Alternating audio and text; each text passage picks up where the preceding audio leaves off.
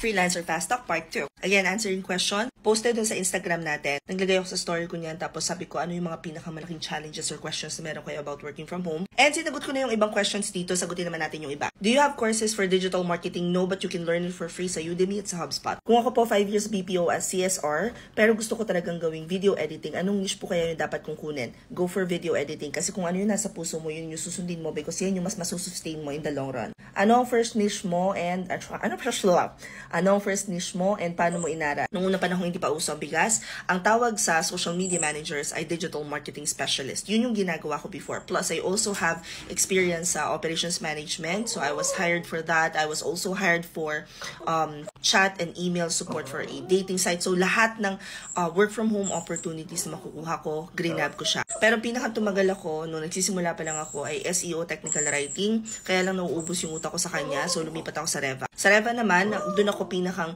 nag-take ng leap of faith because yun yung pinakang kalmado. Plus, at the same time, yung napasukan ko na VA agency is nagtitrain sila. So, sila mismo yung nagtuturo. And maraming clients na willing pa rin namang magturo sa mga VAs nila, lalo na kung alam nilang wala masyadong experience.